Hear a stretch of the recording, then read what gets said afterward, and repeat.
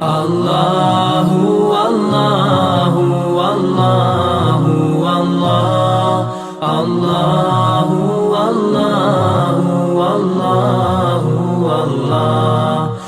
Bismillahirrahmanirrahim. Assalamualaikum warahmatullahi wabarakatuh.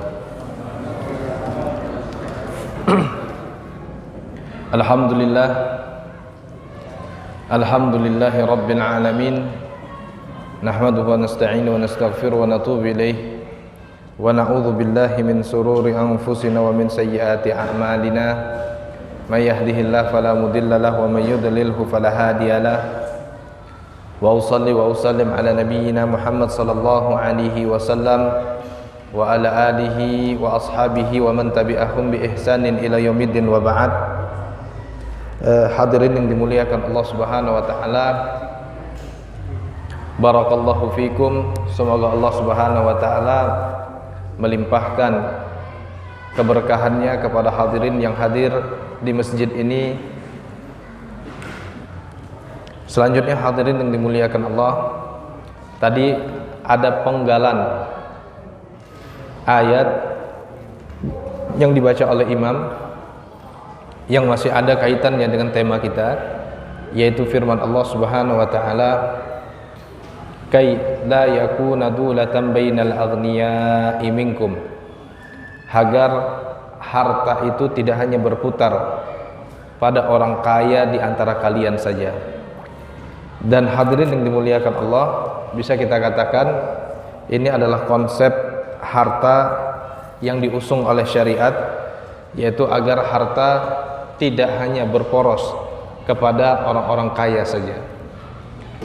Nah, selanjutnya hadirin yang dimuliakan Allah, saya akan mengawali kajian kita ini dengan sebuah hadis yang menurut Syekh Al-Kattani sebagai hadis yang banyak diriwayatkan, sampai-sampai beliau beristihad bahwa hadis ini sampai kepada had atau batasan tawatur atau mutawatir.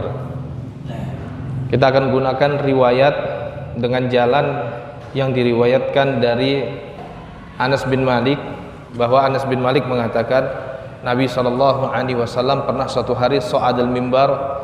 Nabi SAW pernah suatu hari naik ke atas mimbar, dan Nabi SAW ketika itu mengucapkan amin hingga 3 kali, hadirin yang dimuliakan Allah. Sehingga hal tersebut membuat para sahabat Nabi SAW bertanya, "Alama amanta ya Rasulullah?" Ya Rasulullah, apa yang menyebabkan engkau mengucapkan amin hingga 3 kali ya Rasulullah? Ya Rasulullah, apa alasan engkau mengucapkan amin ya Rasulullah? Lalu kemudian Rasulullah SAW mengatakan, "Atani Jibril."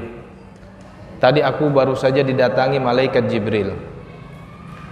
Itulah kemudian Nabi SAW mengucapkan amin, karena malaikat Jibril berkata kepada Nabi SAW, "Aragima amkum ri'in zukirta indahu falam yusalli alaik, kul amin." Fakultu amin. Jibril alaihi salam berkata kepada Nabi SAW, "Celakalah seseorang ya Muhammad, ketika namamu disebut di hadapannya, ia tidak mengucapkan salawat dan salam kepadamu ya Muhammad. Kul amin, ya Muhammad aminkan." Lalu kemudian kata Muhammad SAW, "Amin, ya Allah, perkenankan ya Allah. Perkenankan ya Allah orang-orang yang ketika nama nabimu, rasulmu sallallahu alaihi wasallam dibacakan atau diucapkan di hadapannya, diperdengarkan kepadanya, namun ia enggan untuk bersalawat dan mengucapkan salam kepada Nabi sallallahu alaihi wasallam." Dan hadirin yang dimuliakan Allah, kita bisa katakan ini adalah di antara adab yang diajarkan Allah dan begitu juga nabinya sallallahu alaihi wasallam, yaitu ketika nama nabinya sallallahu alaihi wasallam diucapkan, kita menyampaikan atau melantunkan salawat dan salam kepada Nabi sallallahu alaihi wasallam. Apalagi sejak dari kecil telinga kita ini akrab dengan ayat Allah Subhanahu wa taala, innallaha wa malaikatahu yusalluna 'alan nabi ya ayyuhalladzina amanu sallu wa sallimu taslima. Telinga kita ini akrab dengan ayat ini, ayat yang menceritakan atau mengabarkan bahwa sesungguhnya Allah saja dan para malaikatnya bersalawat kepada Nabi sallallahu alaihi wasallam. Allah bersalawat bima yaliku bihi, dengan cara yang pantas tentunya. Begitu juga para malaikat bersalawat, melantunkan salawat dan salam kepada Nabi sallallahu alaihi wasallam dengan cara yang pantas dan dengan cara yang tepat. Dan kita diajarkan oleh Nabi sallallahu alaihi wasallam mengucapkan salawat kepadanya minimal Allahumma salli wa sallim ala nabiyyina Muhammad. Nah, hadirin yang dimuliakan Allah, menurut riwayat para sahabat yang lain, sebut aja Abdullah ibnu Abbas, atau juga ada riwayat dari Abdullah ibnu Mas'ud. Kata Abdullah ibnu Abbas, ketika Nabi sallallahu alaihi wasallam naik ke atas mimbar, dan mimbar Nabi sallallahu alaihi wasallam seperti ad-darajat, seperti anak tangga. Dan Nabi sallallahu alaihi wasallam, kata Abdullah ibnu Abbas, ketika naik di anak tangga yang pertama, Nabi sallallahu alaihi wasallam mengucapkan amin. Ketika naik ke anak tangga yang kedua, demikian. Sampai begitu Nabi sallallahu alaihi wasallam naik ke anak tangga yang ketiga, Nabi sallallahu alaihi wasallam mengucapkan amin. Demikian pemberitaan atau periwayatan yang diriwayatkan dari Abdullah ibnu Abbas. Dan tadi kita sudah sampaikan hadirin bahwa amin yang pertama adalah ketika Nabi sallallahu alaihi wasallam disampaikan kepadanya oleh Jibril, celakalah orang yang ketika nama Nabi sallallahu alaihi wasallam diucapkan di hadapannya, dibacakan di hadapannya, diperdengarkan, namun ia tidak mau atau enggan mengucapkan amin. Nah, hadirin yang dimuliakan Allah, di bulan Ramadan ini termasuk yang diajarkan Nabi sallallahu alaihi wasallam, di antara adab dan zikir yang diajarkan Nabi sallallahu alaihi wasallam adalah memperbanyak salawat di pagi hari dan memperbanyak salawat di petang hari. Dan di bulan Ramadan hal ini menjadi lebih baik nanti, hadirin yang dimuliakan Allah. Karena di bulan Ramadan setiap amal akan digandakan oleh Allah Subhanahu wa taala. Termasuk kebiasaan kita ketika kita berzikir di pagi hari dengan bersalawat dan salam yang kita sampaikan kepada Nabi sallallahu alaihi wasallam. Lalu kemudian hadirin yang dimuliakan Allah, terkait dengan tema kita, Nabi sallallahu alaihi wasallam kemudian beliau mengabarkan, Jibril berkata kepadanya, "Ragima ankum ri'in dakhala alaihi syahru Ramadan summa kharaja minhu falam yughfar lahu." Celakalah orang yang ketika bulan Ramadan tiba dan bulan Ramadan meninggalkannya, ia tidak mendapatkan ampunan Allah. Padahal hadirin yang dimuliakan Allah, ampunan Allah di bulan Ramadan itu ditebar, dikembangkan, hingga Rasulullah sallallahu alaihi wasallam menggambarkan di bulan Ramadan futihat abwabul jannah. Di bulan Ramadan pintu-pintu surga dibuka. Wa ughliqat abwabun niran. Di bulan Ramadan pintu-pintu neraka ditutup oleh Allah. Di bulan Ramadan setiap amalan yudha'ab bi athri amsalha. Setiap amalan dilipat gandakan menjadi 10 kali kebaikan, hadirin yang dimuliakan Allah. Orang yang shoma Ramadhana imanan wa ihtisaban, ghufira lahu ma taqaddama min dhanbi. Orang, sebut hadirin yang dimuliakan Allah, sekedar puasa, namun puasanya benar-benar lillahi ta'ala, karena iman kepada Allah, karena ingin mengharapkan ridha Allah, maka kata Nabi sallallahu alaihi wasallam, orang yang seperti ini ghufira lahu ma taqaddama min dhanbi, dosanya akan dihapuskan oleh Allah Subhanahu wa taala. Ia akan mendapatkan maghfirah Allah, ia akan mendapatkan ampunan Allah. Namun hadirin, ada tipe orang di bulan Ramadan ternyata dia tidak mendapatkan apapun dari Ramadan kecuali hanya sekedar rasa lapar dan dahaga. Disinilah hadirin yang dimuliakan Allah, para ulama menyebutkan Di antaranya Imam Al-Ghazali dalam Kitabul Ihya, atau Syekh Jamaluddin Al-Qasimi dalam kitabnya yang kita kaji, yaitu Mau'izatul Mu'minin. Beliau mengatakan ada tipe orang, tipenya itu, tipe puasanya itu adalah tipe puasanya orang awam, tipe puasa orang yang sekedar menahan rasa lapar, sekedar menahan rasa haus, sekedar menahan syahwat. Namun semua itu, sekali lagi hadirin yang dimuliakan Allah, dia lakukan karena rasa iman kepada Allah dan karena mengharapkan ridho Allah. Walaupun tanda kutip puasanya hanya sekedar menahan lapar, puasanya sekedar menahan haus, puasanya sekedar menahan syahwat, oleh Allah Subhanahu wa taala tetap dijanjikan orang demikian akan mendapatkan ampunan Allah Subhanahu wa taala. Tentu hadirin yang dimuliakan Allah, ketika dia menahan lapar dan haus diiringi juga dengan salat fardu 5 kali dalam sehari. Lalu bagaimana kalau seandainya puasanya itu ditingkatkan menjadi puasanya orang yang disebut oleh Imam Al-Jamaluddin Al-Qasimi sebagai puasanya orang khusus? Ketika ia puasa, hadirin yang dimuliakan Allah, maka panca inderanya ia puasakan juga, anggota tubuhnya ia puasakan juga. Tentu hadirin yang dimuliakan Allah, bukan hanya ampunan Allah yang akan dijanjikan untuknya, tapi lebih luas daripada itu. Maka disinilah hadirin yang dimuliakan Allah, kita mesti menghindari tipe orang yang disebutkan Nabi SAW, yaitu orang-orang yang ketika datang bulan Ramadan ia tidak mendapatkan ampunan Allah, justru mendapatkan kecelakaan Allah.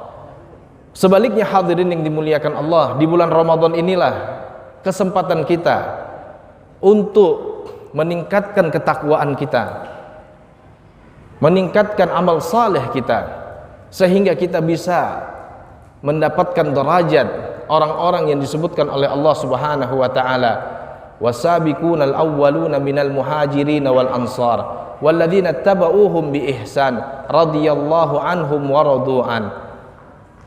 Ada tipe orang hadirin yang dimuliakan Allah yang disebutkan oleh Imam Ghazali dalam Kitabul Ihya, tipe orang yang ketika dia puasa, puasanya itu istimewa, yaitu tipe puasanya para sahabat Nabi SAW. Mereka hadirin yang dimuliakan Allah, ketika berpuasa maka bukan hanya sekedar lisannya yang dipuasakan, namun seluruh keinginannya dipuasakan, hadirin yang dimuliakan Allah.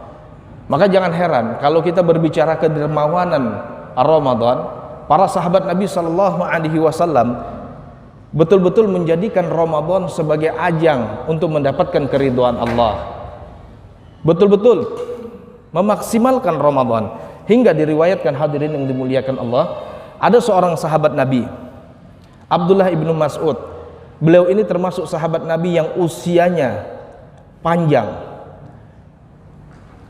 Satu hari hadirin yang dimuliakan Allah, diriwayatkan ketika usianya senja, ketika hartanya sudah tidak seperti harta di usia ia muda, namun ia tetap ingin dermawan, hadirin yang dimuliakan Allah. Maka yang ia lakukan adalah menjemput sahabat-sahabatnya dan kaum muslimin, lalu dia kumpulkan di rumahnya hanya untuk sekedar mengajak iftar, hanya untuk sekedar mengajak berbuka, karena ia teringat dengan sabda Nabi SAW, man aftara sa'iman fakana lahu mithl ajar fa'ilihi. Barang siapa yang mengajak orang yang puasa berbuka, atau barang siapa yang menyediakan buka untuk orang lain, maka orang tersebut mendapatkan pahala seperti orang yang berpuasa, tanpa dikurangi pahala orang yang sedang berpuasa itu. Betul-betul hadirin yang dimuliakan Allah, sahabat Nabi SAW memaksimalkan Ramadan. Maka jangan heran kalau para ulama kemudian menyebut para sahabat Nabi SAW adalah orang-orang yang ketika ia berpuasa, puasanya itu bukan puasanya orang khusus lagi, tapi puasanya itu adalah puasanya orang yang istimewa. Karena mereka hadirin yang dimuliakan Allah, bukan hanya syahwatnya yang dipuasakan, bukan hanya anggota tubuhnya yang dipuasakan, bukan hanya panca inderanya yang dipuasakan, keinginannya pun tanda kutip dipuasakan. Jika ada keinginannya hadirin yang dimuliakan Allah tidak memiliki kaitan dengan kebaikan di akhirat, maka pada saat itulah mereka akan koreksi. Maka hadirin yang dimuliakan Allah, jangan heran ya, ketika Allah Subhanahu wa taala menyebut misalnya di dalam Al-Qur'an, amal itu bukan hanya amal ritual saja. Amal itu bukan hanya salat seperti yang kita kenal, tapi ada juga amal lain yang disebut dengan amal hartawi. Maka para sahabat Nabi sallallahu alaihi wasallam bukan hanya jago beribadah ritual, namun para sahabat Nabi juga adalah orang-orang yang terdepan dalam ibadah hartawi. Itulah sebabnya hadirin yang dimuliakan Allah, agama ini tidak bisa hanya berbicara aspek ritual saja, namun juga aspek hartawi, kedermawanan. Dan Ramadan ini adalah waktu di mana kita diuji dengan kedermawanan. Nah hadirin yang dimuliakan Allah, perhatikan ketika Nabi SAW mengutus Mu'adz, Nabi SAW mengutus Mu'adz ke Yaman. Nabi SAW mengatakan kepada Mu'adz, ya Mu'adz, nanti engkau akan tiba di suatu negeri, innaka ta'ti qauman min ahlil kitab, kamu akan mendatangi suatu negeri tersebut akan dipadati atau akan kamu temukan komunitas ahlul kitab. Dan memang hadirin yang dimuliakan Allah, sebagaimana yang diriwayatkan, di Yaman pada saat itu merupakan basis Yahudi dan Nasrani. Bahkan sebagaimana yang kita ketahui, dahulu dari Yamanlah ada sebuah pasukan yang hendak menghancurkan Ka'bah, sehingga Allah Subhanahu wa taala ceritakan kisah tersebut dengan diturunkannya surat Al-Fil, surat gajah. Hadirin yang dimuliakan Allah, ketika itu pimpinan pasukan, seorang jenderal bernama Abraha, tersinggung dengan perilaku orang-orang Quraisy yang mengotori kanisah mereka, mengotori gereja mereka. Jadi untuk menandingi keagungan Ka'bah, seorang jenderal dari daerah Habasya, yakni Abraha, ketika menginvasi Yaman, lalu kemudian dia bangun kanisa atau dia bangun gereja yang luar biasa. Karena orang Quraisy tersinggung dengan hal tersebut, akhirnya ada seorang pemuda Quraisy datang ke situ dan melumuri kotorannya di dinding kanisah tersebut, di dinding gereja tersebut. Marahlah Abraha, dan itu termasuk salah satu sebab terpenting kenapa Abraha kemudian memimpin pasukan besar untuk menghancurkan Ka'bah. Peristiwa itu terjadi hadirin yang dimuliakan Allah tepat pada tahun di mana Nabi SAW dilahirkan, sehingga Nabi SAW dikenal lahir pada tahun gajah. Maksudnya lahir pada tahun di mana Abraha memimpin pasukan besar hendak menaklukkan atau menghancurkan Ka'bah. Nah kembali hadirin, beberapa puluh tahun kemudian ketika Nabi SAW sudah berdakwah dan kuat di Madinah, dia kirim seorang utusan, Mu'adz bin Jabal, ke Yaman untuk mengajarkan agama ini. Maka yang disampaikan Nabi SAW adalah 3 hal. Yang pertama kata Nabi SAW, ya Mu'adz innaka ta'ti qauman min ahlil kitab, falyakun awwala ma tad'uhum ila syahadati alla ilaha illallah. Ya Mu'adz, engkau nanti akan mendatangi komunitas ahlil kitab, maka pertama kali yang harusnya kau ajarkan kepada mereka syahadat la ilaha illallah. Dalam sebuah riwayat, maka ajarkan yang pertama kali kepada mereka adalah ayyuhidallah, agar mereka mentauhidkan Allah. Jadi pondasi yang pertama yang diajarkan adalah tauhidullah, dan ini adalah pondasi yang paling vital. Kemudian Nabi SAW mengatakan, ya Mu'adz, wa in arafu bidzalika fakhbirhum annallaha qad iftarada alaihim 5 salawat. Ya Mu'adz, kalau mereka sudah mengakui atau sudah mengenal yang demikian, artinya hadirin yang dimuliakan Allah, Nabi SAW menganggap bahwa apa yang diyakini atau apa yang diketahui ahli kitab sebelumnya adalah pengetahuan yang salah. Ketika mereka mengatakan, misalnya Yahudi mengatakan Uzair itu adalah putranya Allah, atau ketika Nasrani mengatakan Tuhan itu adalah 3 yang 1, 1 yang 3. Disitulah sebabnya Nabi SAW fa in arafu bidzalika mengatakan, kalau sudah mereka mengenal konsep tauhid yang benar, maka ajarkan kepada mereka bahwa Allah Subhanahu wa taala telah mewajibkan kepada mereka salat 5 waktu. Ya.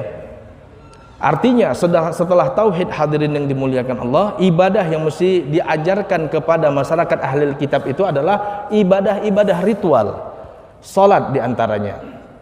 Termasuk nanti diantaranya adalah toharoh. Termasuk diantaranya nanti adalah bagaimana cara beribadah kepada Allah selain salat dan toharoh.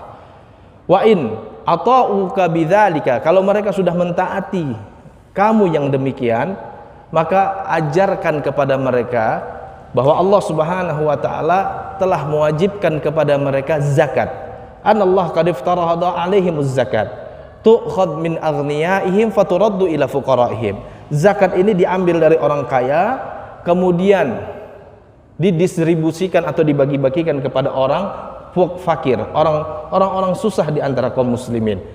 Artinya hadirin yang dimuliakan Allah, bukan hanya tauhid yang harusnya diajarkan kepada masyarakat, tapi juga aspek-aspek ritual lainnya. Cara beribadah kepada Allah, bagaimana kita mengaplikasikan tauhid yang kita yakini dalam aspek ritual, dalam aspek ibadah kepada Allah. Namun ibadah saja ternyata tidak cukup, hadirin yang dimuliakan Allah. Disitulah Nabi SAW mengajarkan ada ibadah-ibadah selain ibadah-ibadah ritual tadi yang disebut oleh Nabi SAW ibadah zakat, atau kita sebut ibadah hartawi, hadirin yang dimuliakan Allah. Ibadah harta ini diambil dari orang kaya, kemudian dibagikan kepada orang-orang miskin, agar harta itu tidak hanya berputar pada orang miskin saja atau pada orang kaya saja, hadirin. Yang receh-receh hanya berputar pada orang miskin, sedangkan yang besar-besar berputar pada orang kaya. Nah, hadirin yang dimuliakan Allah, itulah sebabnya dahulu para sahabat Nabi SAW baik di luar Ramadan atau di dalam Ramadan memiliki semangat untuk mencari nafkah. Bersamaan dengan itu mereka juga punya semangat untuk menginfakkan atau mewakafkan hartanya di jalan Allah. Dan di bulan Ramadan, sebagaimana Nabi SAW diriwayatkan, kana ajwadu ma yakunu fi Ramadan. Nabi SAW itu diriwayatkan, mencontohkan kalau sudah tiba di bulan Ramadan, Nabi SAW akan sangat jawad. Nabi SAW akan sangat dermawan. Apa aja kesempatan untuk bisa dermawan dilakukan oleh Nabi. Sampai-sampai tadi ada riwayat Abdullah ibnu Mas'ud ketika di masa tuanya, di mana dia sudah tidak memiliki harta sebagaimana di masa mudanya, hadirin, tetap ingin menjadi orang yang dermawan di bulan Ramadan. Maka apa yang ia lakukan? Dia kumpulkan kaum muslimin, teman-temannya. Dia ajak berbuka bersama, dia fasilitasi. Karena lebih dari itu mungkin dia tidak memiliki kemampuan. Tapi perhatikan hadirin, bagaimana mereka menjadikan Ramadan sebagai madrasah atau waktu di mana mereka berinfak lebih dari waktu-waktu yang lain.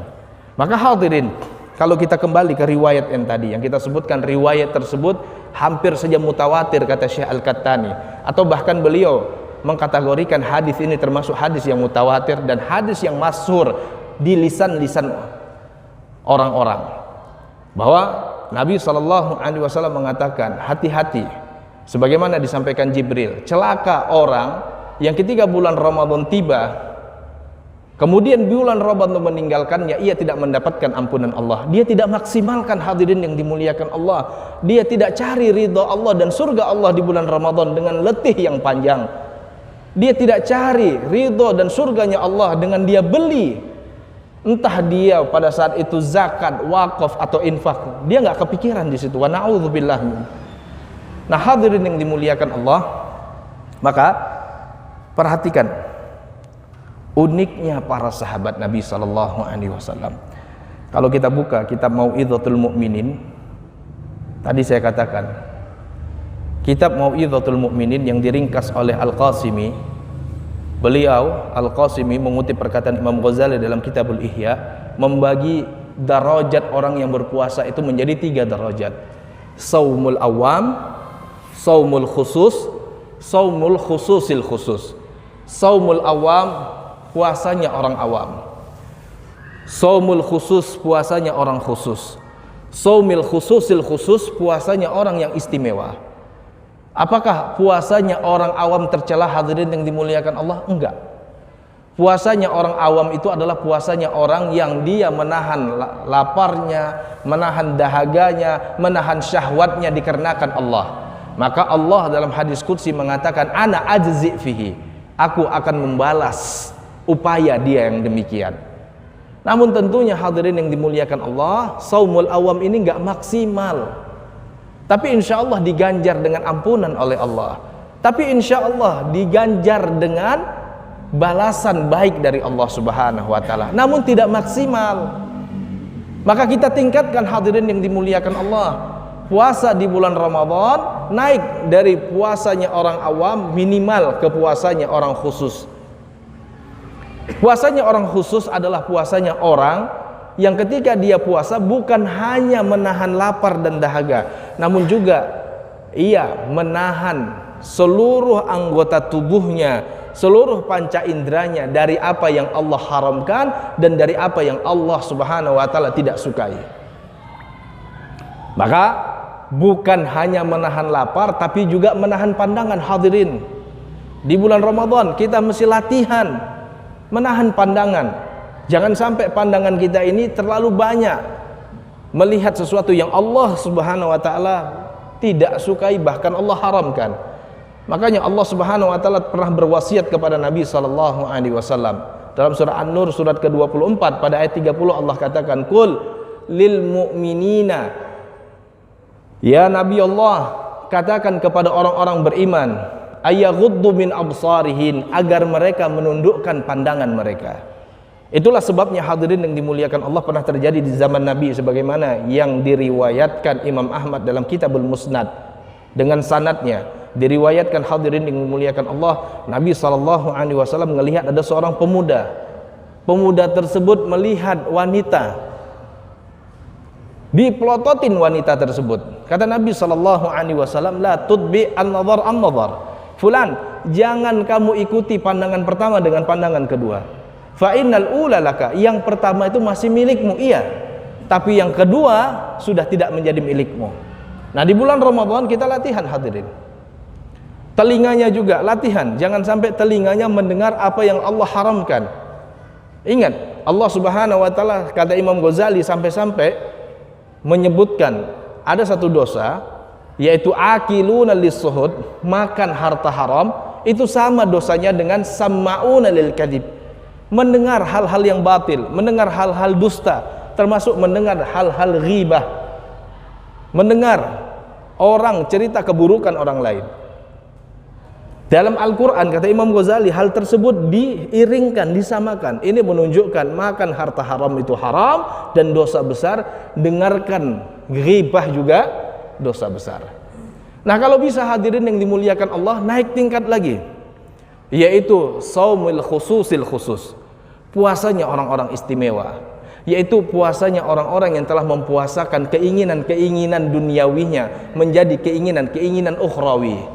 Lihatlah para sahabat Nabi sallallahu alaihi wasallam, orang yang dididik oleh Nabi sallallahu alaihi wasallam, orang yang ketika dia hidup Al-Qur'an turun kepada mereka, hadirin. Nabi sallallahu alaihi wasallam kemudian mengajarkan Al-Qur'an itu secara langsung. Hadirin yang dimuliakan Allah, lihatlah para sahabat Nabi sallallahu alaihi wasallam yang cita-cita terbesarnya adalah ridha Allah, sehingga Allah Subhanahu wa ta'ala berfirman sebagaimana ayat yang tadi kita bacakan, ada satu tipe manusia terdiri dari as-sabiqunal awwaluna minal muhajirin wal ansar, terdiri dari kalangan orang-orang pertama kali masuk Islam, orang-orang terdahulu masuk Islam dari kalangan muhajirin dan ansar. Begitu juga ada generasi selanjutnya, waladzina tabauhum bi ihsan, kata Allah. Begitu juga generasi selanjutnya punya tipe yang sama, hadirin. Sehingga Allah Subhanahu wa ta'ala mengatakan radhiyallahu anhum, Allah ridha kepada mereka. dan mereka ridho kepada Allah. A'adalahumul jannah, Allah telah sediakan bagi mereka surga. Bagaimana mereka-mereka ini hadirin yang dimuliakan Allah? Diriwayatkan satu hari hadirin yang dimuliakan Allah, ada seorang sahabat Nabi namanya Abu Talha. Abu Talha ini termasuk orang yang tanda kutip kaya di Madinah. Beliau dari kalangan Ansar, punya banyak aset berupa tanah. Begitu firman Allah Subhanahu wa taala turun, lan tanalul birra hatta tunfiqu mimma tuhibbun. Sekali-kali kebaikan Allah tidak akan sampai kepada kamu hingga kamu berani menginfakkan, mewakafkan harta yang Allah Subhanahu wa taala anugerahkan. Maka Abu Talha datang kepada Nabi sallallahu alaihi wasallam kemudian mempertanyakan tentang ayat itu, benar enggak? Kata Rasulullah, iya. Lan tanalul birra hatta tunfiqu mimma tuhibbun. Sekali-kali kebaikan Allah tidak akan sampai kepada orang hingga ia berani menginfakkan harta yang ia cintai. Abu Talha katakan, ya Rasulullah, inna ahabba amwali ilayya bayruha. Ketahuilah ya Rasulullah, harta yang paling saya cintai adalah kebun saya, kebun bayruha. Wa innaha sadaqatul lillah. Sekarang dia sudah saya sedekahkan di jalan Allah. Bahkan Imam Al-Qurtubi hadirin yang dimuliakan Allah dalam tafsirnya meriwayatkan dengan sanadnya, ketika ayat ini turun, ada seorang sahabat miskin, Zaid bin Al-Harithah, mantan budak Nabi SAW. Dia datang menemui Nabi SAW. Dia bawa satu-satunya asetnya, kudanya, namanya Sabal. Begitu dia datang menemui Nabi, Nabi SAW tahu ini orang akan berinfak. Nabi SAW seolah-olah tidak mau nerimanya. Sampai-sampai akhirnya Zaid mengatakan, ya Rasulullah, innama ji'tuka li atasaddaq. Ya Rasulullah, saya ini datang ya Rasulullah, datang kepadamu karena saya hendak bersedekah ya Rasulullah. Apa yang menyebabkan para sahabat Nabi SAW sampai demikian hadirin? Iya, Abu Talha dia punya aset. Zaid bin Al-Harithah mantan budak Nabi, miskin. Bahkan salah satu sebab kenapa dia cerai dengan Zainab, karena Zainab itu melihat dia itu miskin. Sementara Zainab itu adalah wanita Quraisy, zatu nasabin, nasabnya, keluarganya itu keluarga biru, hartanya banyak. Nikah dengan seorang sahabat mantan budak Nabi miskin. Itu yang menyebabkan akhirnya rumah tangga mereka gonjang-ganjing, enggak sekufu, cerai. Dan Zaid masih dalam keadaan miskin. Namun begitu ayat ini turun hadirin yang dimuliakan Allah, dia nafikan tuh kemiskinan dia. Karena ingat al-himam, tekad dan keinginan para sahabat Nabi itu sudah tidak tertawan di dunia. Sekalipun mungkin itu satu-satunya aset, begitu dia dengar firman Allah, lan tanalul birra hatta tunfiqu mimma tuhibbun, sekali-kali kebaikan Allah tidak akan sampai kepada kalian hingga kalian berani menginfakkan harta yang kalian cintai. Tergopoh-gopoh Zaid bin Al-Harithah, dia bawa kendaraannya. Dia katakan kepada Nabi, ya Rasulullah, aku datang, ji'tuka li atasaddaq, aku datang menemui, aku mau sedekah ya Rasulullah. Akhirnya Rasulullah SAW pun iba, diterima oleh Rasulullah SAW sedekah tersebut. Sekalipun sedekah tersebut datang dari seorang sahabat, terkategorikan miskin hadirin yang dimuliakan Allah. Nah hadirin, mereka inilah orang-orang khusus, orang-orang yang dikatakan Allah Subhanahu wa taala berulang-ulang di dalam Al-Qur'an, radhiyallahu anhum wa radu'an. Allah ridho kepada mereka dan mereka juga ridho kepada Allah. Maka kita berharap hadirin yang dimuliakan Allah, di bulan Ramadan ini kita juga memiliki semangat yang sama dengan semangatnya para sahabat, orang-orang istimewa, orang-orang yang belum mereka wafat, Allah sudah jamin mereka dengan surga. Iya kan? A'addalahumul jannah. Allah telah sediakan bagi mereka surga. Dan sekali lagi hadirin yang dimuliakan Allah, ayat itu tidak hanya berhenti di situ. Ternyata ada tipe manusia yang memiliki semangat yang sama dengan para sahabat Nabi sallallahu alaihi wasallam. Walladzina tabauhum bi ihsan, yaitu orang-orang yang kata Nabi sallallahu alaihi wasallam mengikuti kesalehan mereka dengan cara yang ihsan. Sehingga hadirin yang dimuliakan Allah, sebagaimana Nabi dan para sahabat berhasil memaksimalkan Ramadan, ada juga orang-orang setelah para sahabat, entah di mana, mungkin saja ada di ruangan hari ini, mereka juga memaksimalkan Ramadan mereka. Mereka menjadikan harta mereka sebagai tiket untuk membeli surganya Allah Subhanahu wa taala. Terakhir hadirin yang dimuliakan Allah, ada yang menarik dalam kitab Mau'izatul Mu'minin. yaitu ketika Syekh Jamaluddin Al-Qasimi meringkas perkataan Imam Ghazali dalam Kitabul Ihya tentang keutamaan sedekah. Lalu kemudian dinukilkanlah salah satu dalil tentang sedekah adalah penggalan dalam surat Al-Munafikun. Ya ayyuhalladzina amanu anfiqu mimma razaqnakum min qabli ayyatiya ahadakumul maut fayaqula rabbi laula akhartani ila ajalin qarib fa asaddaqa wa akum minas salihin. Jadi Allah Subhanahu wa taala dalam ayat itu berfirman, wahai orang-orang beriman, infakkanlah sebagian harta yang kami rezekikan kepada kalian sebelum datang hari atau sebelum datang min qabli ayati apa tadi? Ahadukumul maut, sebelum kematian datang kepada salah seorang di antara kalian. Nah, hadirin, perhatikan baik-baik surah Al-Munafikun. Imam Ibnu Katsir rahimahullah dalam tafsirnya membagi surah Al-Munafikun itu menjadi tiga tema besar. Ayat pertama sampai ayat keempat itu berbicara tentang sifat maupun karakter fisik orang munafik. Orang munafik kata Allah Subhanahu wa taala, wa in ra'aitahum tu'jibuka ajsamuhum. Ya Nabi, orang munafik itu kalau kalian lihat jasmaninya, apa jasmani? Jisimnya, kalian lihat tampilan fisiknya, tu'jibuka ajsamuhum. Kalian akan takjub dengan tampilan fisiknya.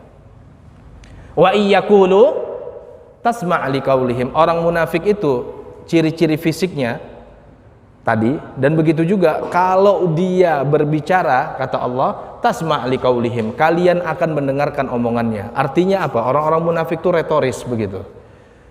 Lalu kemudian Allah Subhanahu wa taala cerita pada ayat yang kelima sampai ke ayat yang ke-9 itu tentang orang-orang munafik yang ada di Madinah, Abdullah bin Ubay. Maka dalam ayat yang kelima Allah Subhanahu wa taala berfirman, wa idza qila lahum ta'alu yastaghfir lakum rasulullahi lawaw ru'usahum wa ra'aitahum yastakbirun. Jika kalian katakan atau jika dikatakan kepada orang-orang munafik, ayo kita menghadap Rasulullah, yastaghfir lakum rasulullah, nanti kami akan mintakan ampunan untuk kalian. Maka orang-orang munafik itu lawaw ru'usihim, mereka akan memalingkan wajahnya. Bukan hanya itu, orang-orang munafik sampai Allah rekam dalam surat tersebut ketika sebuah peristiwa di mana Nabi SAW membawa kaum muslimin, dan di antara kaum muslimin itu ada orang-orang munafik, ada Abdullah bin Ubay keluar dari Madinah ke daerah namanya Muraisy. Karena Nabi SAW sedang menyerang orang-orang Yahudi yang berkhianat. Sampailah Nabi SAW di daerah yang namanya Muraisy. Daerah Muraisy itu ada tempat minum atau ada sumur. Nah, ketika rombongan kaum muslimin sedang minum, terjadi pertengkaran antara orang-orang Ansar dan orang-orang Muhajirin. Sehingga orang-orang Muhajirin mengatakan, wahai orang-orang Muhajirin. Kemudian orang-orang Ansar mengatakan, wahai orang-orang Ansar. Terbelah dua, hadirin yang dimuliakan Allah. Hal tersebut dimanfaatkan oleh Ubay bin Ka'ab. Kemudian dia mengatakan kepada orang-orang beriman, wala irja'na ilal madinati la yukhrijanna a'azzu minhal adal. Nanti kalau kita sudah pulang ke Madinah, nanti yang kuat akan mengusir yang lemah. Dikutip oleh Allah Subhanahu wa taala dalam surah Al-Munafikun. Selesai ayat yang ke-9, hadirin, tiba-tiba Allah Subhanahu wa taala mengatakan, ya ayyuhalladzina amanu anfiqu mimma razaqnakum. Selesai cerita tentang tampilan fisik orang munafik, jurus-jurus orang munafik, kemudian peristiwa yang terjadi di zaman Nabi, dikutip perkataannya oleh Allah.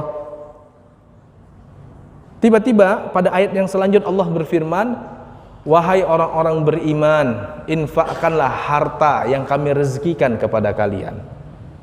Atau la tulhikum amwalukum wala auladukum an dzikrillah. Jangan sampai harta dan anak-anak kalian memalingkan kalian dari mengingat Allah. Pertanyaannya, hadirin yang dimuliakan Allah, kenapa ayat itu ada dalam surat Munafik? Dan kenapa tiba-tiba Allah Subhanahu wa taala cerita tentang harta dan infak? Jawabannya, hadirin yang dimuliakan Allah, karena harta mampu menawan hati kita. sehingga menyebabkan kita, hadirin yang dimuliakan Allah, jatuh ke dalam kemunafikan. Tahu nggak, Ubay bin Ka'ab tadinya itu mau mengakui kenabian Nabi, tapi karena merasa harusnya ia menjadi pimpinan orang-orang di Yathrib, di Madinah, lalu kemudian tergeser jabatannya dengan kedatangan Nabi, akhirnya dia tidak mendapatkan kedudukan itu, dan akhirnya harusnya harta yang ia dapatkan ia tidak dapatkan, maka jadilah ia gembong munafik, hadirin. Maka dari sini, hadirin yang dimuliakan Allah, salah satu latihan yang mesti kita latih adalah bagaimana harta yang kita miliki itu jangan ada di hati, nggak boleh nempel di hati, cukup di tangan saja dia. Dan di bulan Ramadan ini sebenarnya kita sedang diajarkan oleh Allah untuk latihan bagaimana menjadikan harta jangan di hati. Karena harta yang ada di hati mampu menawan hati dan mampu menyeret hati ke dalam kemunafikan. Makanya Allah Subhanahu wa taala ngajarkan kita latihan. Latihannya bagaimana? Infakkan harta yang Allah Subhanahu wa taala rezekikan kepada kita. Infakkan sedikit demi sedikit. Latihan, hadirin. Latihan berpisah dengan sesuatu yang kita cintai, harta. Dan ketahuilah, hadirin, kenapa harta itu disebut di dalam bahasa Arab al-mal? Karena harta adalah sesuatu ma yamilu ilaih, sesuatu yang membuat kita itu cenderung kepadanya. Maka kita harus latihan terus untuk melupakan sesuatu ini, untuk bisa melatih diri jangan sampai tertawan. Maka hadirin yang dimuliakan Allah, kalau cerita tentang keutamaan infak di bulan Ramadan luar biasa, dan saya tidak akan masuk ke wilayah itu. Yang ingin saya ajak hadirin yang dimuliakan Allah, mari hadirin yang dimuliakan Allah, kita tingkatkan kualitas puasa kita. Di antaranya, hadirin yang dimuliakan Allah, kita puasakan keinginan-keinginan duniawi kita ini, hadirin. Kita latihan untuk berpisah dengan sesuatu yang kita cintai. Kita berinfak, hadirin yang dimuliakan Allah. Ingat, itulah yang menyebabkan dahulu para sahabat Nabi SAW mendapatkan janji mereka pasti masuk surga. Karena begitu datang ayat tentang infak, mereka tidak tertawan, langsung kemudian, hadirin yang dimuliakan Allah, diinfakkan harta yang ia cintai. Maka mudah-mudahan, hadirin yang dimuliakan Allah, Ramadan kali ini adalah madrasah untuk membentuk kepribadian kita, ketakwaan kita, dan kita bisa mengikuti kebaikan-kebaikan para sahabat. Sehingga ayat tadi, walladzina taba'uhum bi ihsan, dan begitu juga dijanjikan surga bagi orang-orang yang mengikuti para sahabat dengan cara yang baik. Ayat itu juga pantas melekat untuk kita, dan kita termasuk orang-orang yang dimasukkan ke surga beserta para sahabat Nabi SAW. Ya, ini saja yang bisa saya sampaikan. Saya kembalikan ke moderator. Wassalamualaikum warahmatullahi wabarakatuh. Baik, jazakumullah khairan Ustaz. Ini kami persilakan bila ada pertanyaan.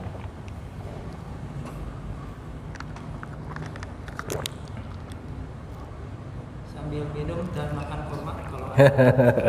Ya, memang puasa kali ini siang harinya luar biasa ya. Jadi kelihatan tadi lesu semua begitu. Baru puasa awal udah lesu semua. Saya aja pas diminta jadi imam langsung nolak saya. Ya. Ya, tafadhol, silakan yang ingin bertanya.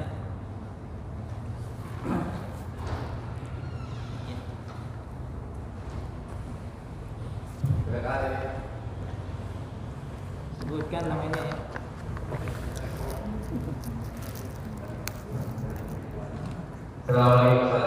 Waalaikumsalam warahmatullahi wabarakatuh.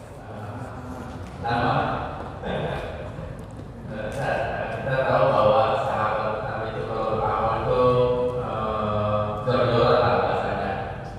Jadi hartanya sahabat itu mungkin harus seluruhnya yang dipakai kepada Allah. Nah, yang menjadi pertanyaan adalah bagaimana kita sekarang ini apakah harus seperti itu? Artinya harus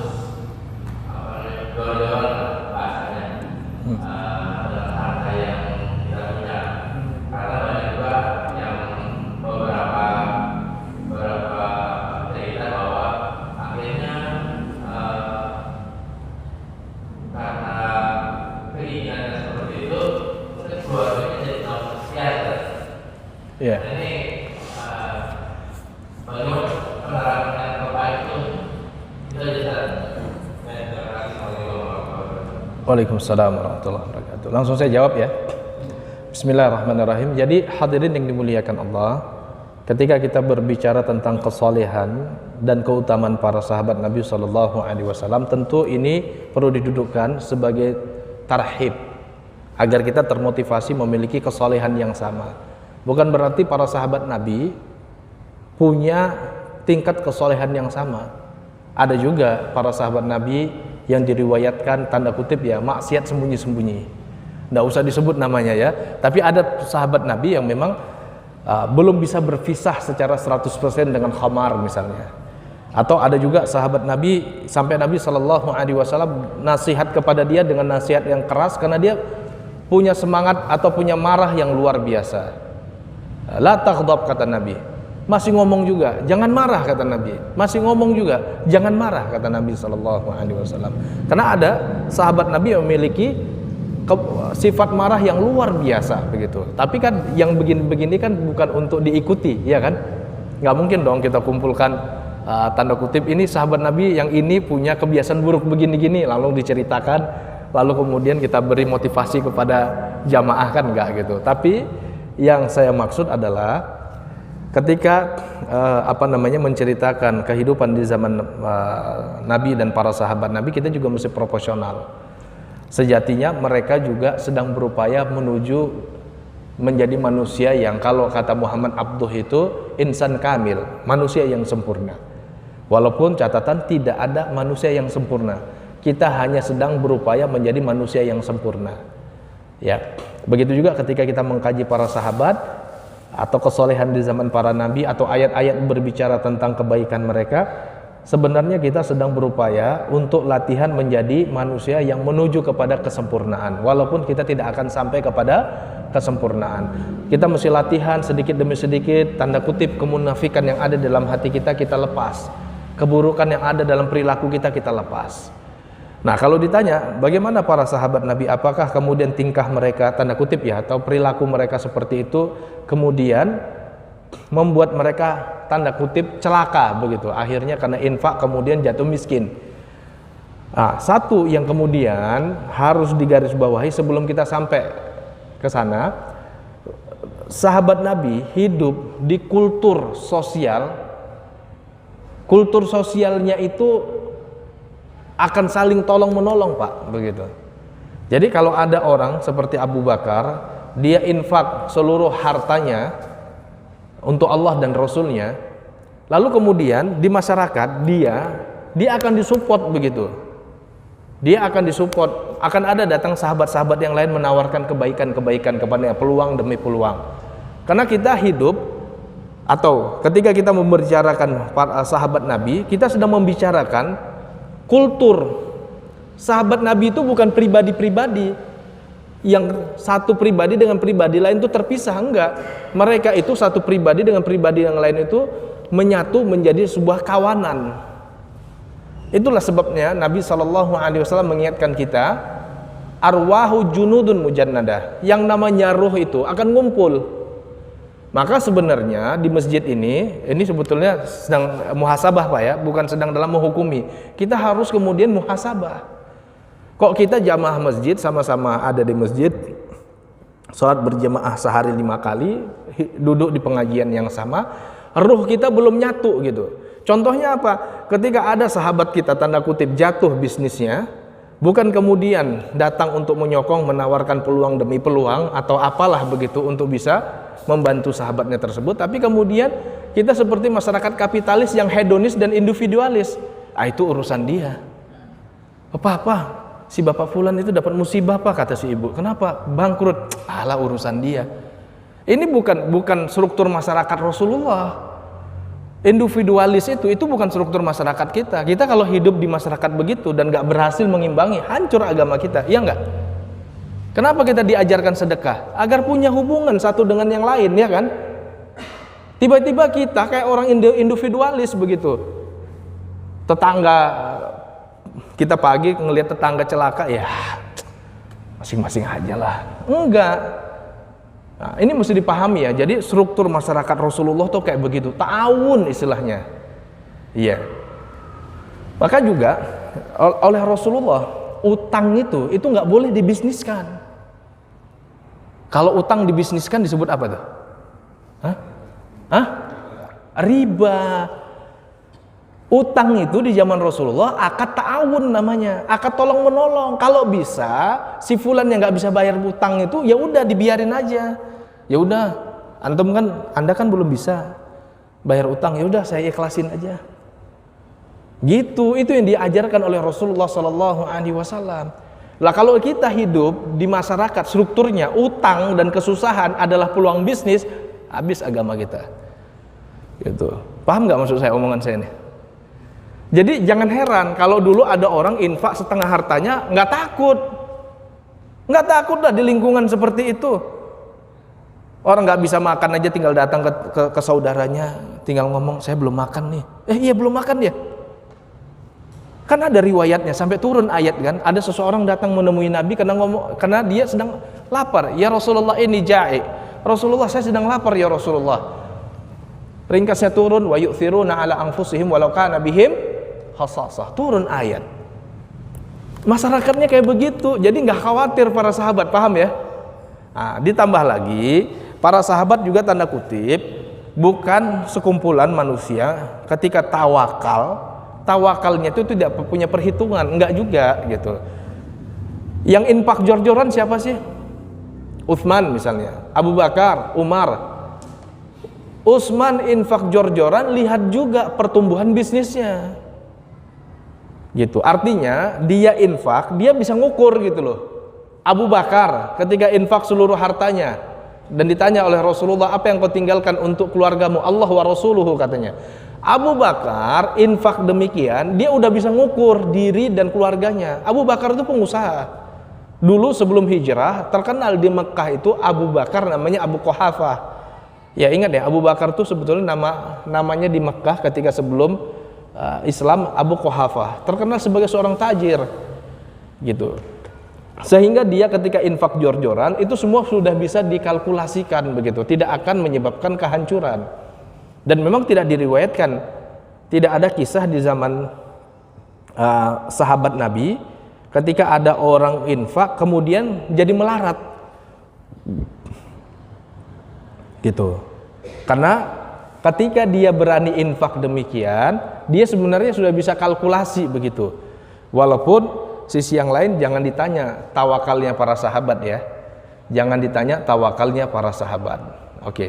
Itulah sebabnya hadirin yang dimuliakan Allah, Utsman itu pun kalau kita kumpulkan riwayat yang terkait dengan Utsman atau riwayat yang terkait dengan Umar, alhamdulillah di zaman kita ini udah nggak susah Pak nyari-nyari riwayat begitu. Kenapa? Ada disertasi yang cerita tentang kebijakan fikihnya Umar, ada disertasi yang berbicara tentang kebijakan keuangannya Utsman. Kita tinggal baca disertasinya. Nah, kesimpulan dari disertasi ini, ternyata mereka ini orang-orang cerdas, Pak. Di zamannya mereka adalah pelaku-pelaku usaha ranking 1 top-topnya begitu. Dan mereka juga mencontohkan ketika mereka menjadi pelaku usaha, mereka menzerokan asetnya itu bukan sebuah problem. Karena pada saat yang sama mereka mampu menumbuhkan aset kembali. Nah, di zaman kita tuh ada pelaku usaha namanya Rojihi. Pernah dengar Rojihi nggak? Yang terlibat dalam keuangan syariah biasanya tahu tuh bank syariah di Timur Tengah yang terbesar itu adalah Bank Rojihi, salah satu bank terbesar ya. Itu Abdullah Ar-Rajihi itu pernah menzerokan asetnya. Dia itu bisnisnya di Arab Saudi itu kalau di sini kayak pokpan. Jadi sektornya itu adalah sektor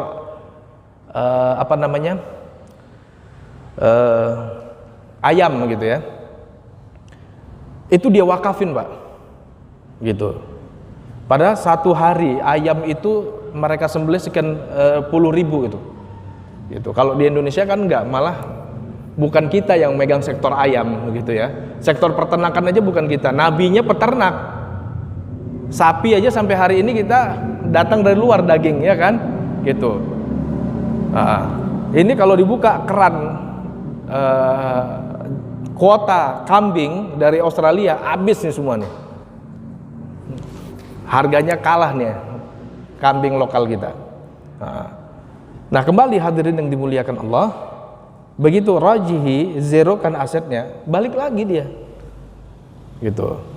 Nah, artinya saya ingin ngomong, kalau yang seperti Umar, seperti Utsman, yang memang dia itu kalau dia zerokan asetnya bisa balik lagi, silahkan.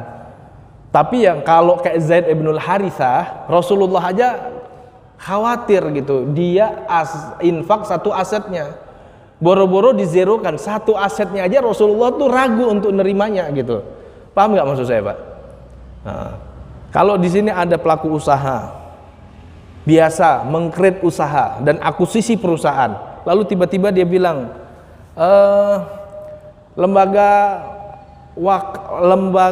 zakat Masjid At-Taqwa, semua rumah saya yang di Pila Pamulang saya berikan ke masjid, silakan untuk kalian apain lah itu, udah saya mau wakafin. Orang kayak gini karena memang udah biasa bisnis, biarin aja. Tapi kalau ada tiba-tiba orang karena kelilit hutang, lalu kemudian dia pingin memancing, bahasanya itu memancing rezeki dari Allah, kelilit utang, dia kepingin infak rumah biar bisa dapat 2 rumah. Orang kayak gini jangan diterima, Pak. Ini orang lagi, bahasa Arabnya itu ini kimar, bahasa Indonesianya apa ya, sedang judi, apa namanya, untung-untungan, gambling. Orang kayak gitu jangan diterima tuh infaknya, tuh gambling tuh. Ntar betul-betul celaka dia, akhirnya syariat infak yang kemudian menjadi tercoret buruk. Oke, jadi kesimpulannya, para sahabat Nabi satu, bukan hanya terdiri dari pribadi-pribadi kayak Umar, ada pribadi-pribadi lain, dan mereka semua sedang menuju kepada predikat terbaik. Mereka semua latihan kok, kayak kita hari ini juga latihan. Kedua, struktur masyarakatnya adalah masyarakat ta'awuni, masyarakat yang tolong menolong, bukan masyarakat individualis yang hari ini menjamur di tempat kita. Dan yang ketiga, ingat, yang kemudian infaknya jor-joran itu adalah pelaku-pelaku usaha yang begitu dia zerokan asetnya, besok tumbuh lagi. Utsman pulang dari Syam, seluruh keuntungan dia wakafkan, besok berangkat ke Syam, balik lagi, Pak. Gitu. Tapi ada sahabat Nabi, begitu dia mau infak berupa kendaraannya, Nabi itu khawatir. Kenapa? Ya dia bukan sahabat yang seperti tadi gitu ya. Nah, kita juga ukur-ukur kita tuh tipe yang mana. Kalau kita tuh tipe kayak Utsman, saya berharap memang ya kalau udah tumbuh zero lagi gitu aja, nggak apa-apa gitu. Tapi kalau yang bukan kayak Utsman, ya hitung-hitung lah, jangan sampai abis itu kemudian kelahi, cerai, akhirnya nggak sholat lagi di masjid begitu kan, dunianya hilang, akhiratnya juga hancur-hancuran. Wallahu a'lam bissawab.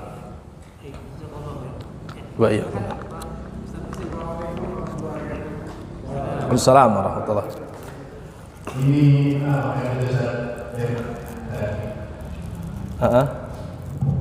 dalam surah Nabawiyah tentang saudaranya Umar dan Abu Bakar yang saling berlomba-lomba.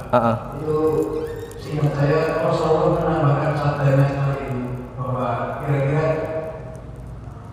kami tidak ingin hari ini kalian memberikan semua harta, tapi di kemudian hari kalian menjadi peminta-minta. Nah, saya sebagai pengajar. Oke, tambahan. Alhamdulillah. Waalaikumsalam. Ada tambahan tadi, alhamdulillah sudah makin memperjelas. Ya. Naam. Barakallahu fiik. Assalamualaikum warahmatullahi wabarakatuh. Waalaikumsalam warahmatullahi wabarakatuh. Beberapa waktu lalu sebelum menjelang Ramadan ini terjadi sebuah fitnah yang melanda kaum muslimin sendiri. Yang saya perhatikan kembali lagi terjadi. Kalau yang di Eropa itu seorang kafir takut terkena muslimofobia, dan sedangkan di Indonesia ini adalah orang muslim tersebut takut mengalami Islamofobia. Jadi gimana? Cara kita menanggulangi supaya tidak terjadi di dalam muslim. Barakallahu fiik. Ini yang nanya ini kayaknya generasi Y sama Z ini. Bapak-bapak tidak merasakan ini tanda kutip ya, secara langsung begitu. Tapi kita yang sebutlah, kalau saya ini tergabung dengan teman-teman yang melakukan riset keremajaan, perilaku begitu. Kita hidup di zaman hari ini, mungkin bahasa saya sebagai pengantar ini kayak semacam teori konspirasi, tapi sebetulnya fakta. Ada sebuah lembaga think tank yang kemudian melakukan riset, kemudian melempar isu, melempar ide-ide, melempar gagasan-gagasan, sampai kemudian di Indonesia tiba-tiba ada gagasan feminisme Islam begitu, seolah-olah bapak-bapak ini tersangka sebagai pelaku kejahatan terhadap wanita gitu ya. Padahal Pak, sepanjang Islam hadir, kayaknya kita memang sedang memperbaiki perilaku orang-orang sebelum kita terhadap wanita, kan begitu. Ingat ya, sebelum Rasulullah Shallallahu Alaihi Wasallam hadir di Makkah dan di Madinah, orang-orang Makkah dan Madinah kan biasa tuh punya istri lebih dari 4, ya kan? Dan bahkan nanti beberapa sahabat Nabi itu punya istri 10 orang atau lebih dari 4, ternyata adik kakak tuh disusun. Lalu kemudian Nabi Shallallahu Alaihi Wasallam memerintahkan agar jangan mengumpulkan anta jama'u baina ukhtain. Nggak boleh tuh mengumpulkan kakak adik. Kalau masih ada kakak adik, cerai. Ambil aja yang satu. Bahkan Nabi Shallallahu Alaihi Wasallam mengatakan nggak boleh menggabungkan antara seorang istri dengan bibinya, khalnya, atau seorang istri dengan ponakannya, nggak boleh. Jadi saya ingin cerita, Islam datang untuk memperbaiki dan menghormati wanita, kan begitu. Kita kan nggak punya traumatik, Islam ketika berdiri kan nggak punya traumatik penganiayaan tanda kutip kepada wanita, sehingga nggak perlu ada gerakan pembebasan wanita. Orang wanita di zaman kita tuh udah bebas gitu, udah diperlakukan layak begitu. Tiba-tiba hari ini kita ditawarin feminisme Islam dan kemudian yang lain-lain, sehingga kemudian tadi ada istilah Islamofobia begitu ya. Ya, apa aja diutil-util dari syariat kita dikritisi, seolah-olah syariat kita tuh kayaknya nggak manusiawi gitu, nggak sesuai dengan hak azazi manusia gitu, kayaknya terlalu mengekang, tidak memberikan hak untuk berekspresi. Gile Pak begitu. Jadi ada seorang muslim sama non muslim didudukkan, yang ditanya begini, kamu kira-kira bapakmu boleh nggak kalau kamu bawa laki-laki ke rumah? Yang ini bilang boleh, ini kan saya kan udah gede, terserah saya dong. Yang ini bilang nggak boleh, bapakku nggak boleh, ngamuk gini. Jadi kan lama-lama Islam tuh jadi jelek, walaupun kayaknya itu perbandingan sepele gitu ya. Sepele nggak Pak? Jadi seolah-olah ini kultur A, kultur B. Tapi dia pingin ngomong kalau kultur yang ini lebih enak, lebih terbuka masyarakatnya. Yang ini nggak enak, bapaknya itu ngamuk-ngamuk mulu tuh kalau kita bawa laki-laki, kalau perempuan bawa laki-laki. Kamu boleh nggak teman laki-lakimu masuk ke kamarmu? Boleh. Emang ada apa? Yang ini bilang nggak boleh, bapakku bisa ngamuk-ngamuk gitu. Dan itu kampanyenya gencar Pak. Cuma bapak-bapak ini tanda kutip, bukan saya pingin menjengkali, enggak, kita kurang sadar aja Pak. Karena kan masa kita bukan masa Mobile Legend Pak, ya kan? Ada lagi di antara kita nih masanya masih masa konika begitu kan? Apalagi puji film gitu, kejauhan Pak. Ya jadi apa yang terjadi pada anak kita tuh kurang respon bahwa sebenarnya anak kita sedang mendapat tantangan seperti itu. Nah, kalau ditanya apa yang mesti dilakukan ketika lahir Islamofobia ini jihad kalian. Kemarin saya malam Ahad itu ngisi bedah film Pak, jauh tempatnya Cibitung Pak. Saya sama panitia tuh ngamuk-ngamuk, saya jauh banget nih 50 kilo dari rumah saya nih, saya bilang 50 kilo ini jarak sapar nih, saya bilang. Ya udah sad, ya kita bedah film. Pak, anak-anak muda nggak doyan pengajian begini Pak. Bedah film yang datang nggak pakai jilbab Pak. Saya bilang jangan ngamuk, biarin. Ada anak muslim nggak pakai jilbab, laki-lakinya pakai celana pendek, kemudian kita buat film. Filmnya judulnya gini, tiada mata bukan berarti tiada cahaya. Itu ngambil cerita Pak, ada komunitas tunanetra dekat kita ternyata Pak. Dia nggak punya mata, tapi mereka hafal 5 juz, 15 juz, dalam sebulan bisa khatam Quran begitu. Jadi murid-murid saya itu memfilmkan itu gitu loh. Mulai perjalanan mereka dari Bekasi ke daerah kita ya, kemudian ketemu dengan saya kayak gitu, dibuat film gitu ya, dokumenter gitu. Ternyata anak-anak kita yang generasi Y, Z itu tertarik Pak, gitu. Ada yang naik motor, motornya berisik banget Pak, pulang datang berisik, pulang berisik. Terus dia peluk saya kemudian ngomong, makasih ya Ustaz, aduh saya ternyata baru tahu begini nih Islam, katanya begitu. Nah jadi kita bapak-bapak khususnya ini juga harus punya kesadaran yang sama, menjemput bola Pak. Jangan sampai kita asik di masjid nih kayaknya orang soleh semua nih ya, calon surga semua, ternyata di luar mulai dari rumah, tetangga, calon neraka semua, jadi jatuh jomplang begitu ya. Kita harus juga mengemas masjid kita ini tanda kutip cocok untuk mereka, dan gak boleh juga terlalu menghakimi mereka. Ke masjid nggak pakai jilbab, ya mungkin belum tergerak begitu, tapi kita harus buat masjid ini tanda kutip nyaman untuk mereka, benar gak Pak? Gitu. Bapak berasa nggak kayak ada jarak nih antara kita yang di masjid dengan yang di luar masjid, gitu. Sehingga pengajiannya mesti dirubah, jangan di masjid, di warung kopi baru datang mereka. Kalau pengajian di warung kopi itu pun kemasannya bedah film. Nah, walhasil di tengah Islamofobia ini kita harus menampilkan wajah sejuk syariat kita loh, gitu, kebaikan-kebaikan syariat kita. Selain memang harus ada juga yang siap kemudian berargumentasi ngelawan para Islamofobia itu. Nah, ini bagus nih ada anak muda ngomong begitu. Cobalah di-create sama teman-teman gitu, buat komunitas di sini, dan jangan dihakimin teman-teman. Yang penting dia udah ngelihat masjid ini enak aja begitu. Kalaupun dia belum bisa terikat dengan masjid nggak apa-apa begitu. Ya, jadi tampilkan kesejukan Islam. Sekarang ini pertaruhan, dan kita nggak boleh bilang dan memaksakan kamu kalau ke masjid mesti begini dulu, enggak. Buat sejuk aja dulu Islam. Buat enak aja dulu mereka datang ke masjid. Mereka mau datang ke masjid itu udah anugerah banget begitu. Biar perlu Pak buat roastingan, mesin roastingan di situ. Yang ke masjid bisa minum kopi roastingan gratis. Gitu. Mudah-mudahan tuh pada nongkrong di belakang gitu kan. Gitu. Apa kayak gitu. Nah, iktikaf nanti jangan pengajian mulu. Ada 10 hari 5 kali ngebedah film. Dari komunitas A, komunitas B. Ini kalau kita buat bedah film dan kemudian kerjasama sama warung kopi begitu ya, ngundang komunitas, datang penuh nih Pak komunitas semua. Aneh-aneh orang kita biarin. Kita mesti menampilkan wajah Islam yang merangkul begitu. Ya, wallahu a'lam bishawab.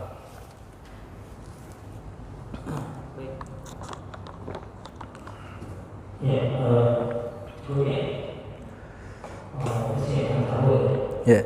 Boleh saya tutup sedikit? Ya, jadi Bapak-bapak yang dimuliakan Allah, ini Ramadan kali ini harapannya mesti lebih berarti ya. Saya mau ngomong apa ya? Kan terlalu banyak nih tanda kutip ayatullah, ayat-ayat Allah. Tadi aja baru gempa Pak ya. Coba Pak diperhatiin, sejak gempa pertama yang fenomenal, tsunami, sampai ke hari ini kan gempa tuh kayaknya udah biasa banget ya. Dan Nabi SAW mengatakan la taqumu sa'ah hatta tukthiruz zalazil. Kiamat itu tidak akan terjadi sampai yang namanya zalazil, gempa itu akan bertambah frekuensinya. Dulu sebelum tsunami Aceh, kayaknya saya nggak biasa dengan gempa Pak, nggak akrab sama gempa. Pertama kali ngerasain gempa Aceh itu, ya pertama kali merasakan gempa besar tuh ketika tsunami Aceh. Sangkin kan kita kemaruknya gempa Pak, itu kita tuh rame-rame Pak, oh enak ya gempa ya. Pas dikasih tahu keluarga kita ada yang kena tsunami, karena kebetulan saya kan dari pinggiran kota Medan ya, dari tempat saya itu 7 kakak kena. Karena di pinggir, saya itu dekat bandara yang sekarang itu, pinggir pantai kan, daerah Melayu. Habis itu baru nangis-nangis begitu, nangis, ada yang wah jerit-jerit begitu, keluarganya habis begitu kan. Nah, terus sampai kemari ternyata gempa meningkat sampai kadang-kadang ya biasa aja begitu. Padahal ini min ayatillah, di antara ayat-ayat Allah sedang memberikan kalau anak-anak muda bilang sekarang tuh speak begitulah gitu ya. Nah, iya jadi udah ada itu tuh tanda-tanda. Nah, maksud saya cerita begini, mudah-mudahan Ramadan kali ini adalah Ramadan yang betul-betul bisa diresapi. Boleh jadi satu nyawa kita nggak akan lama. Ini masa pandemi. Teman-teman saya yang tadinya biasa-biasa aja udah nggak ada, banyak banget begitu. Nah, kemudian kita juga nggak tahu dengan berbagai macam perubahan yang ada begitu, gempa tadi, struktur sosial yang rusak. Jadi inilah saatnya kita, momen kita merubah diri gitu. Dan di antaranya perubahan itu bisa dengan menjadikan masjid ini rumah bersama. Kita rangkul tuh seluruh kaum muslimin, terutama katanya kita udah punya lembaga zakat sendiri sekarang ya. Ini ditingkatin untuk bisa program pemberdayaan gitu. Kadang-kadang ada orang diceramahi nggak bisa Pak, dikasih santunan datang dia gitu ya, model begitu ya, mau gimana lagi. Itulah tantangan kita. Nah, selanjutnya juga saya ingin menginformasikan, saya sama teman-teman juga sedang berupaya membangun musola, nggak jauh dari sini Pak, tapi pinggir kali kita, sekitar 500 meter lah dari sini ya, tanjakan itu. Nah nanti kalau di pertengahan Ramadan ini kita sudah mulai, saya minta restu, doa, dan ya kalau ada yang bisa bantu kita bangun musola, tolong dibantu biar nanti kalau di sini ada, di sana ada, kita bisa tektok nih Pak. Jadi ada 2 markas gitu kan, ada 2 masjid yang saling tolong menolong, terus kita libatin masjid-masjid yang lain, ya kerja sama lah gitu, sama-sama kerja, sama-sama kita bangun masyarakat kita sebagaimana masyarakat di zaman Nabi SAW. Itu aja Pak. Saya kembalikan ke moderator. Sebelumnya dalam ini, kemudian bagian kita dalam ini memberikan motivasi dan kita meningkatkan kedermawanan kita sehingga pada akhirnya akan meningkatkan kekuatan kepada Allah Subhanahu Wa Taala. Dan kemudian harapan yang disampaikan oleh Ustaz yang bisa kita responi ya dengan baik. Pertama, kita berada di bulan suci Ramadan ini. Baik teman sekalian, kita akhiri kajian kita pada malam ini dengan bersama baca doa kafaratul majelis.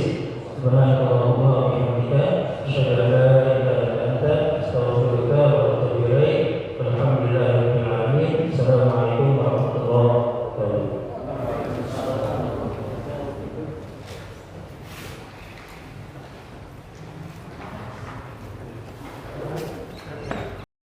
لا إله إلا الله محمد رسول الله عليه صلاة الله وآله والأحبة